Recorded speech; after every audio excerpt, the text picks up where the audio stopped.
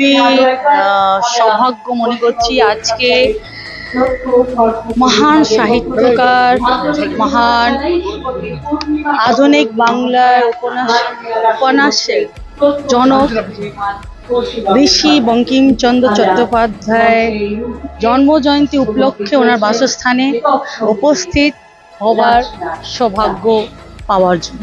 ওনার যে আদর্শ আমাদেরকে দিকে দিকে সর্বদিকে আমাদেরকে অনুপ্রেরিত করেছে। আমরা চাই বঙ্কিমচন্দ্রের যে আদর্শ ছিল, আছে এবং বছর পর বছর থাকে, এই ঐতিহ্যকে বজায় রাখতে হবে আগামী প্রজন্মের স্বার্থে।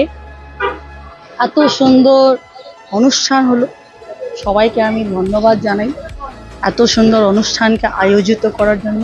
তথ্য সংস্কৃতি জেলা পক্ষ সমস্ত কর্তৃপক্ষগণকে, এবং এসে অনেক কিছু দেখলাম। আমি প্রথমবার এলাম, হ্যাঁ খুব ভালো লাগলো। ওনার শল দেখলাম, ওনার টেবিল চেয়ার দেখলাম, অনেক কিছু দেখলাম।